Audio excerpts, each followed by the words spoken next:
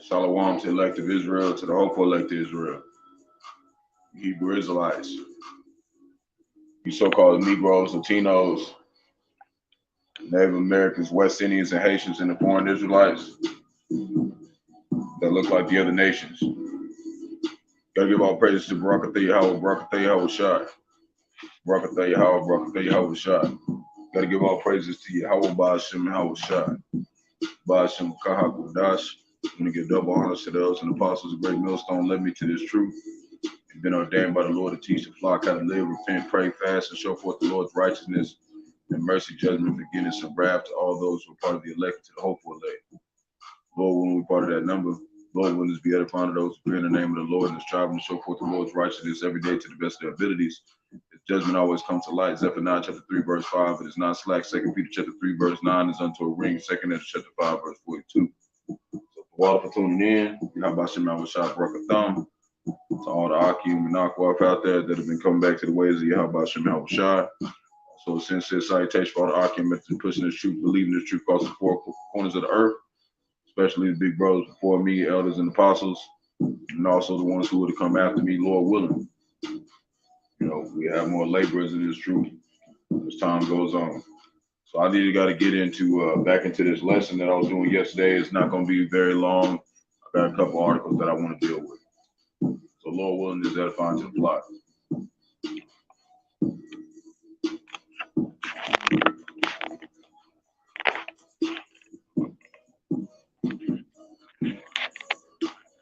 So this is executive order enacts Women's Bill of Rights. Oklahoma executive order enacts Women's Bills of Rights. The critics, you know, the fruit roll-up, they mad about it, but who cares? Anyways, you know, that's governor of, you know, Oklahoma, whatever, you know. You got a little cave woman next to a little, you know, Edomite woman next to her, right? So we're gonna read a little bit. I'm gonna put in some precepts. So Kevin Stitt is the first governor in the country to issue an executive order defining people by their biological sex as birth as either male or female, right? So, you know, this is not let alone, you know, he's doing this to show the division in America, Babylon the Great, you know, because there's other states that are not dealing with them, okay? But some of them are. So ceremonial signing on Tuesday, Stitt signed an executive order to adopt a so-called, you see how they be saying the so-called now? Who do you think they get that from, man? They get that from elders and apostles of Great Millstone. They're the only ones who talk like that, okay? So a so-called Women Bill of Rights that was based on a model legislation developed by independent women's voice, and that's what they want. They want this whole system where women are independent and whatnot, and feminism, but a woman, you know, that's not her order. You know what I'm saying? You know, a woman's order is to be under her man. You know, and when they're under order like that, everything flows smoothly. You see? So that's why they want these women to be like this, right? But you know, keep reading the conservative advocacy group. Two bills containing similar language were introduced during legislative session, but neither passed. Okay, the order defines people by their biological sex at birth, male or female, and defines biological sex as being equal to one's reproductive system. Stitt says also he seeks to ensure women's spaces are only accessible to biological females. You know, so you know, they're hold up. I'm going to read a little bit more. It says, no men are going into women's prisons in the state of Oklahoma. Stitt said, no men's and women's domestic shelters, no men in women's locker rooms, no men in women's bathroom, no men in women's sports, right? He says in a press release, Freedom Oklahoma and LGBTQ, which the Fruit Roll-Ups Advocacy Group, said the order will not protect women, but instead create civil rights violations that accept both cisgender and transgender women increased scrutiny and harassment. So they trying to say that these two people right here, they're talking about the Fruit Roll-Ups, is saying that it's going to violate their civil rights, right? But what are you talking about? Y'all not women, okay? You can't act like you women. You can't say you women. You know what I'm saying? Like it don't matter what y'all say, okay? Just because you didn't like yourself and you changed yourself doesn't mean everybody else has to like you too. Okay? That's not how that works. Okay? But anyways, going back to the situation with the women, you know, it's more just about setting things for women to have more power, you know, independent women's voice to make them feel like, they have this power where they don't need a man, they independent, it puts that image out there. You see what I'm saying? But it's good they doing this as well. You know what I'm saying? Because, you know, but they're not saying, hey, you're supposed to be serving your husband. They're not doing that kind of stuff. They're not putting that out there and also letting that be known that you have a role to play. See? And women, when they're in their right order, you know, it's good. You know, they do things well. Okay, whenever they put themselves in order, you know, and that's the whole problem with a lot of women. They don't want to get in order because there's a lot of wicked men, out there who are not following Yahawashi and Yahawashi.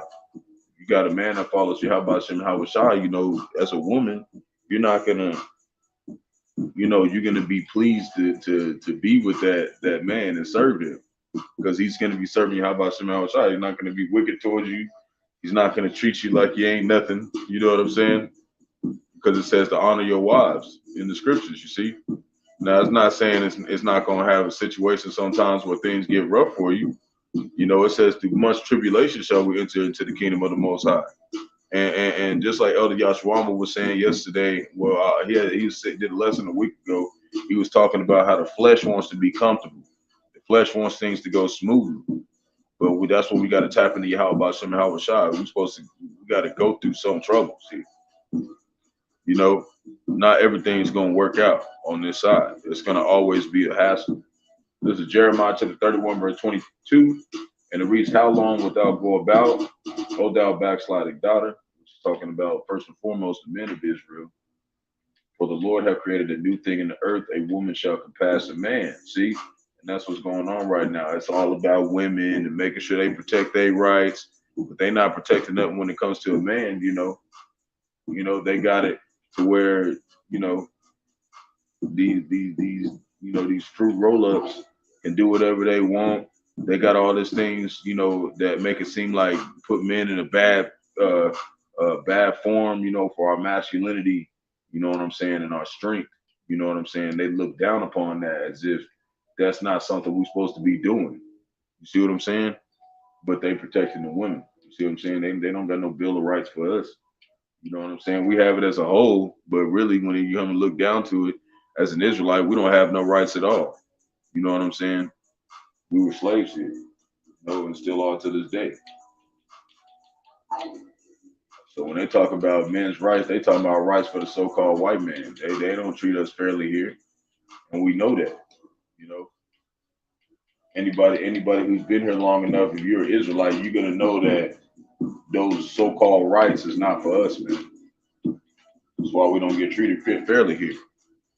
So this is Jeremiah chapter 7, verse 17. It reads, seest thou not what they do in the cities of Judah and in the streets of Jerusalem? And Jerusalem is basically us wherever we're at, right? Because we were cast out.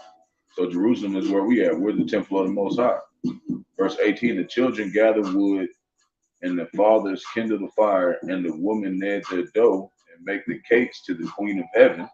See, they worship women here. Okay, they're all about making sure a woman is independent here, feminism, things like that. That stuff got to go. Okay, they got a woman running the military, the Navy. That's not the order they're in, and it doesn't mean that just because they're the weaker vessel doesn't mean that they're not a vital key to a man. You know what I'm saying? They are a vital key to a man. They're supposed to be a pillar of rest for a man, and it helps that man, have more confidence, facilitate himself better. When he knows that he can go home, he knows he's got a faithful wife. You know what I'm saying? That's something that's a gift from the Lord, from Yahweh Bahasham Yahweh Shai. So to the Queen of Heaven, and to pour out drink offerings unto other gods, they may promote me to anger. And a lot of women are more mainly about worshiping themselves. You know, there's not a lot of women who are serving Yahawashi and Yahawashi, right? You know, but there is some out there. You know, there is the elect lady, but the majority of them are going to get their act together during Jacob's trouble, because they're going to be seeing the elect out there. They're not going to be getting harmed. That's when they go getting on. You know, and there's a lot in order right now. You know, they don't show themselves, but you know, I have a feeling that there's a lot of women out there who are starting to come to the understanding, because women just want protection, and they're starting to see how this place is falling. And, you know, they're looking around, but you know, that's just, you know, in the spirit, thinking through the spirit. You know, people are starting to wake up to understand that this place is through. So this is Jeremiah chapter 44, verse 19. And when we burned incense to the Queen of Heaven and poured out drink offerings, hold on, poured out drink offerings unto her, did we make her cakes to worship her and pour out drink offerings unto her without our men? And see, that's what they did. They went and, you know, went out of order. Okay, but this is meant to happen. So we're gonna keep reading down. Then Jeremiah said unto all the people, to the men and to the women, and all to the people which had given them that answer, saying, the incense that ye burn in the cities of Judah, which is the so-called Negroes in the streets of Jerusalem, and this is, you know, in that time when we was actually in Jerusalem. That's why this is why we were cast out. Ye and your fathers, your kings and your princes, and the people of the land, did not the Lord, Yahawashi shall remember them, and came not into his mind, so that the Lord could not no longer bear because of the evil of your doings, and because of the abomination which ye have committed. Therefore is your land a desolation. See, we did this kind of things, and that's why we're here in this situation, you know, and that's why we know this stuff got to get done away with. And an astonishment, as it says also in Deuteronomy, and a curse without an inhabitant at this day. See, nobody, we're not dwelling in our land. Verse 23, why, Lord? Because ye have burned incense, and because ye have sinned against the Lord Yahawah and have not obeyed the voice of the Lord, right? Nor walked in the law, nor in his statutes. It said the whole head was sick. You know, there was a time we all fell away. Nor in his testimonies. Therefore this evil has happened unto you at this day. Moreover, Jeremiah said unto all the people, and to all the women, hear the word of the Lord Yahawah, all Judah that are in the land of Egypt, right? Because Judah was the leaders, you know, of Israel. Thus saith the Lord of hosts, the Most High of Israel, saying, ye and your wives have both spoken with your mouths and fulfilled with your hands, saying, we will surely perform the vows we have vowed to burn incense to the Queen of Heaven. See, and that's what we was doing before we came in this truth. You know, we was chasing the woman, trying to, you know, we didn't think of us as the prize. We were at a state of, you know, feeling like we were less than or equal. Okay, and that's not how it is, man. It's the opposite. And to pour out drink offerings unto her, you will surely accomplish your vows and surely perform your vows. And that's what happened. But the Lord had us turn back, you know. You know, we spiritually committed a spiritual adultery against Yahawashi. This is us coming back, you know, to the understanding of, you know, we're supposed to be serving Yahawashi, and the woman's supposed to be serving us. That's how it works. That don't mean you can't compliment your woman or please your woman to do something for her. That's not what that is. That's you know, showing appreciation. That's how you show appreciation. But you know, she's supposed to know it's about you. It's about taking care of you, making sure you good. You know what I mean? So you can make sure the house run. You know, you go out and, you know, get the provisions for the house, you know. But the system is so jacked up now, you know, it's almost like, you know, got to work together and, you know, in a lot of things. It's not going to go smooth. You know, place is set up for us to lose. So Cuba bans company access to ATMs, limits cash transactions, right? So So we're going to read a little bit of this. There's a Cuban central bank has issued rules this week banning state and private businesses from using ATMs. We go a little bit. And limiting cash transactions between them. It seeks to tame away the inflation in off-the-books businesses amid the grave economic crisis. The regulations went into effect on Thursday. They limit cash transactions to 5,000 pesos and will be implemented gradually over 6 months. Government pegs the dollar at 24 pesos. So, you're looking at not a lot of money, right? And for select companies, tourists and residents at 120 pesos, though it has few to exchange, the dollar currency fetches 230 pesos on the formal market. Communist authorities are seeking to curb galloping inflation, with the government puts at 45% so far this year and control the valuation of the peso while taking series of measures to promote banking in the country and encourage the use of electronic payments, which we know is what? That CBDC system. In a statement published on Thursday in the an official meeting. So we're gonna look up some precepts about this. There's Revelation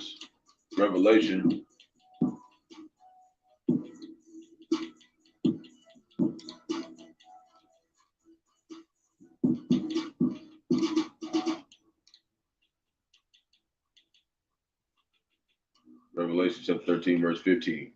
And he had power to give life unto the image of the beast. What's the beast? The system. Okay. This global system that they're setting up.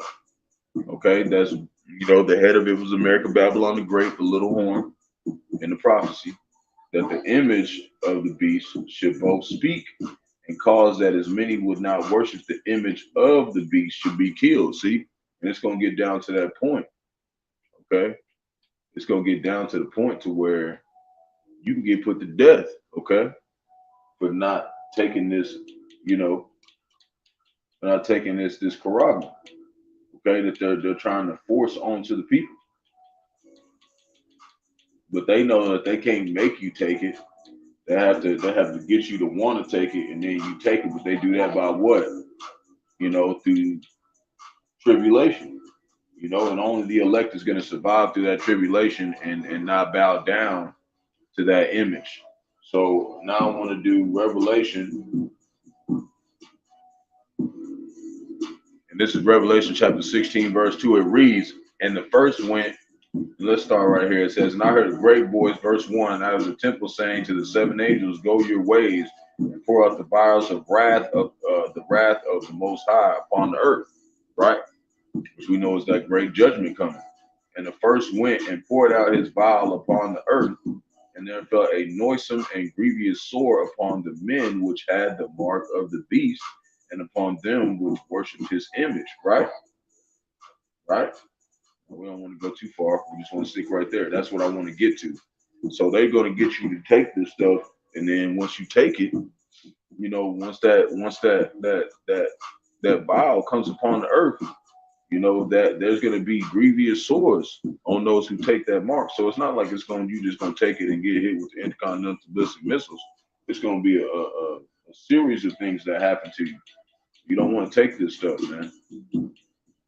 Before you get hit with the intercontinental ballistic missiles, you're going to go through stuff like that, It's going to be grievous, man. It's not going to be something that you wish you took. So Revelation chapter 12, verse 17. And it reads, and the dragon, which is who? The Roman Empire, was wroth with the woman and went to make war with the remnant of her seed, which kept the commandments of the Most High and have the testimony of Yahawashi Mashiach. And that's what they did 2,000 years ago when Bahasham was on the scene, and they doing it today. You see? They want to make war with us. But first, some things got to pass.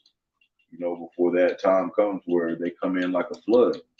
So Daniel, and the Lord lifted up a standard against it, which that heavy chariot fire power, spiritual powers, and ultimately ending with the intercontinental ballistic missiles destroying America, Babylon the Great. So Daniel chapter 7, verse 25, and this is the time that, Shalom.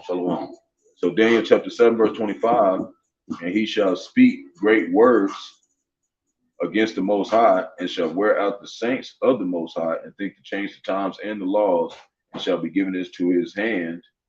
Hold on, lock it. Shall be given to into his hand until the time and the times and the dividing of time. So we know that right now, that time is almost up. That's why I said in Revelation chapter 12, verse 12, that he's coming down with great wrath because he he got a short time. He know that time is just about through. We don't know the exact day. It said nobody knows but the Father. But they know the time is up because why? The Euphrates River is drying up, currents are messing up, the animals are dying off. It's all types of things that they know. They know what it says in the scriptures. That's why they're striving to get this system set up, this beast system, right? So Galatians chapter 6, verse 17, from henceforth let no man trouble me, for I bear in my body the marks of the Lord Yahawashi.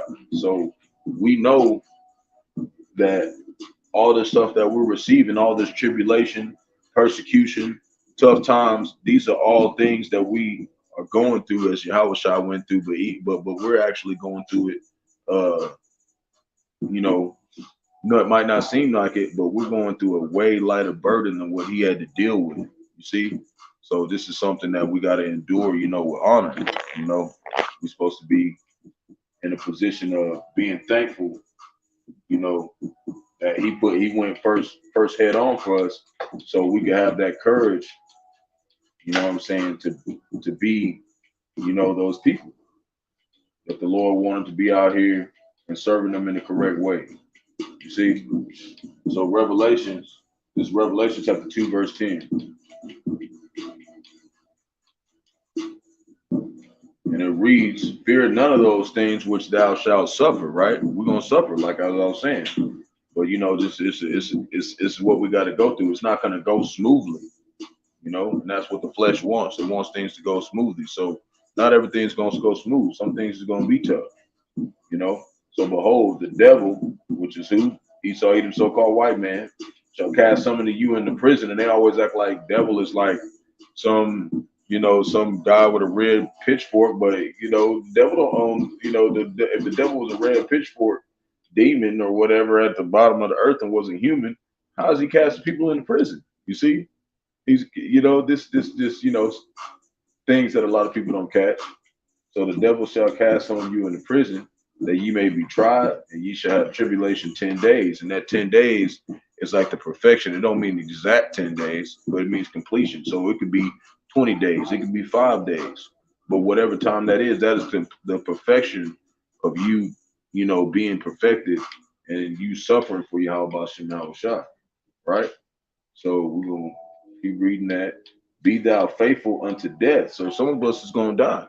And we got to have that faith, even though if we do, and I will give thee a crown of life. So that's our hope, that we're not going to die for nothing. We're going to get a crown of life. We're going to get immortality.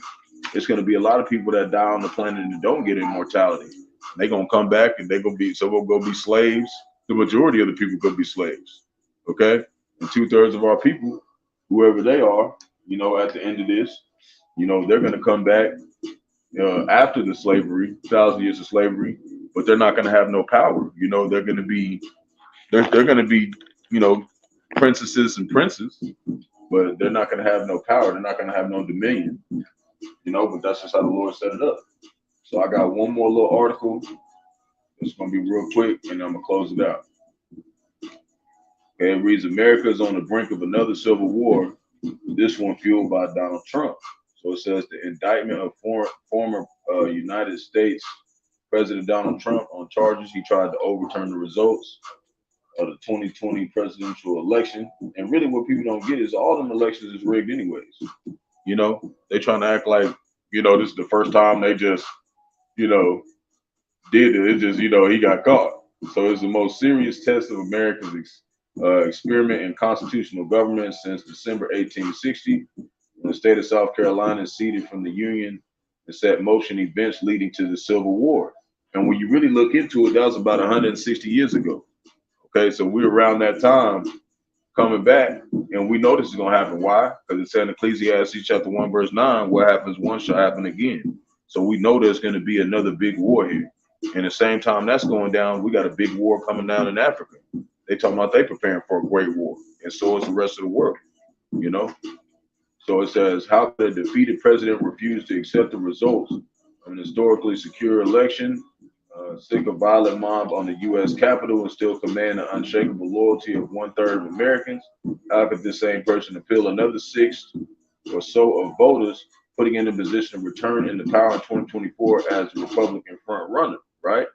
It's because this is all, you know, Yahawashi moving these chess pieces, you know, and you know, this is what's going to go in the prophecy. You know, he was talking about he wants to bring back mass executions and beheadings and stuff like that. And that's all biblical. Okay, that's all things that the Lord talked about in the scriptures that will happen to the people of Israel.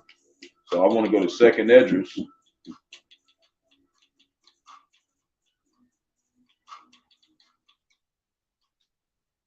Chapter 15.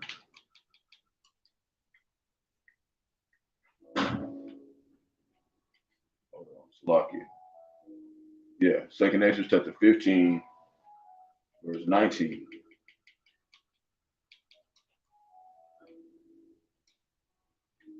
And it reads, a man shall have no pity upon his neighbor, but shall destroy their houses with the sword, right?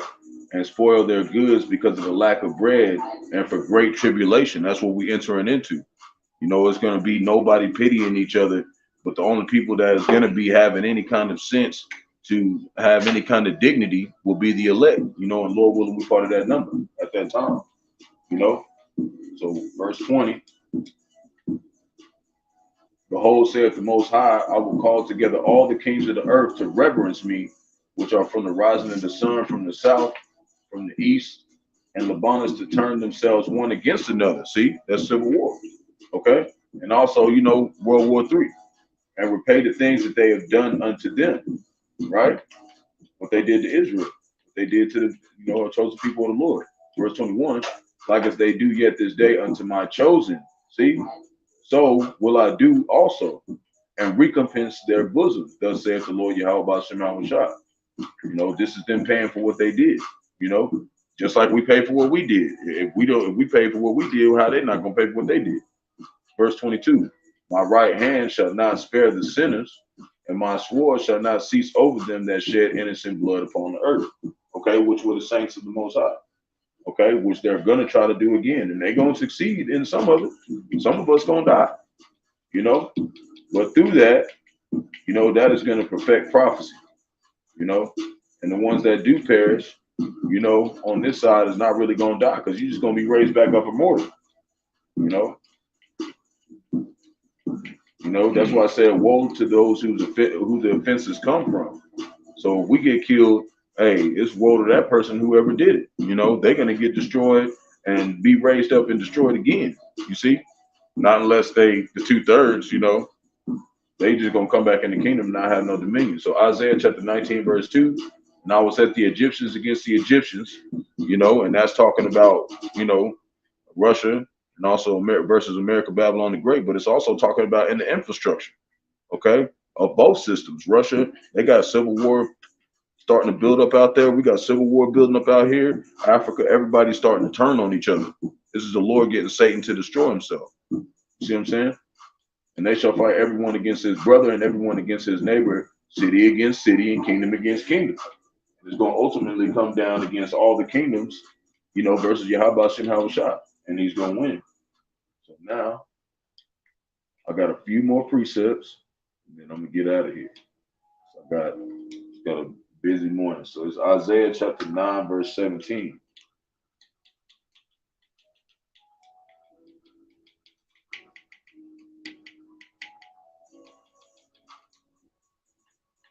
And it reads, therefore, the Lord shall have no joy in their young men, neither shall have mercy on their fathers, their fatherless and widows, for everyone is an hypocrite and evildoer, and every mouth speaks folly.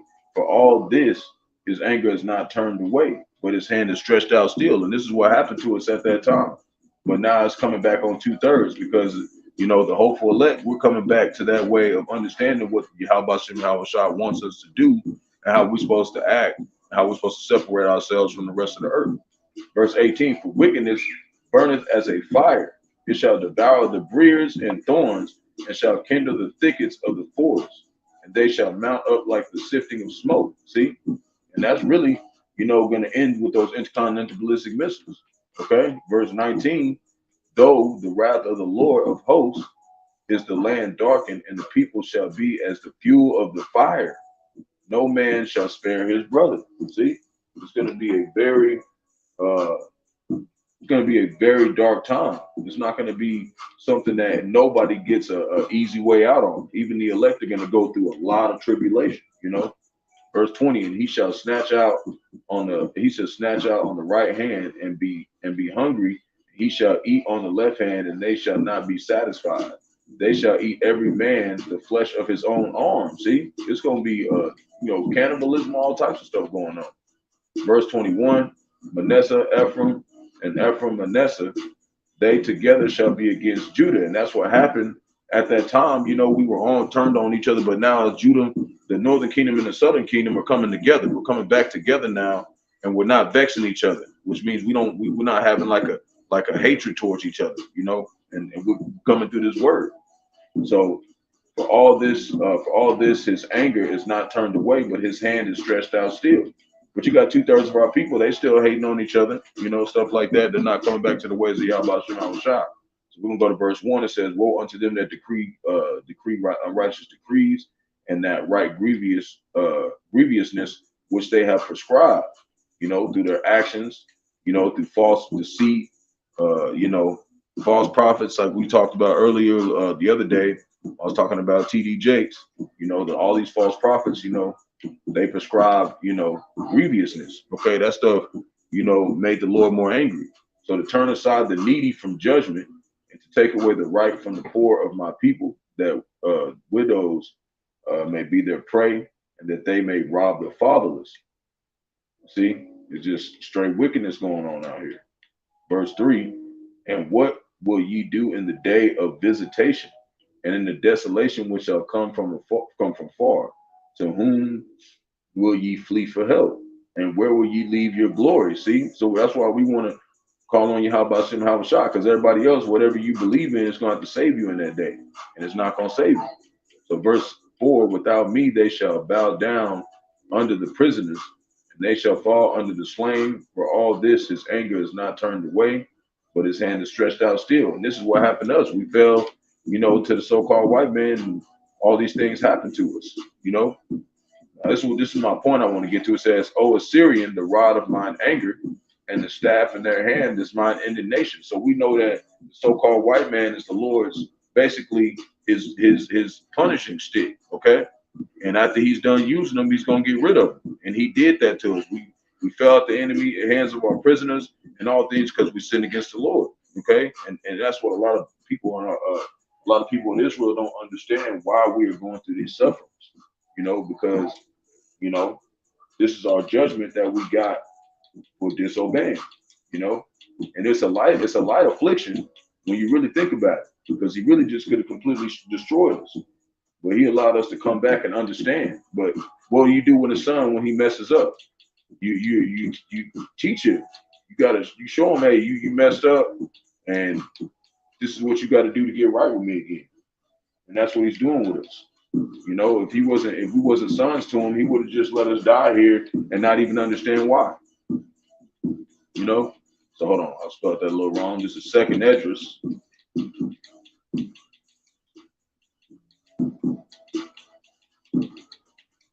Second Esdras, chapter 13, verse 31. I got one more precept after that.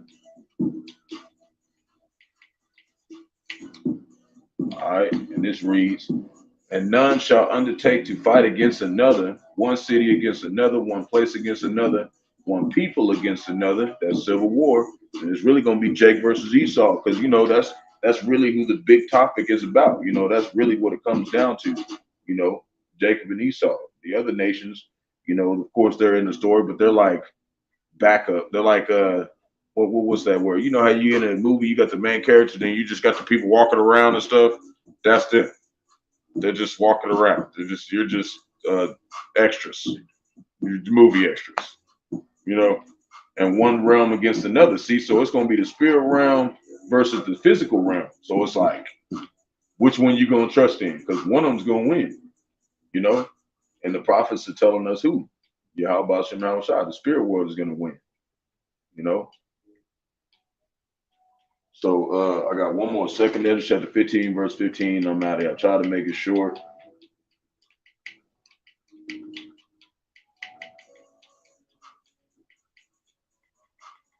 Make it short. Doing all this typing and stuff puts a little bit more time on it.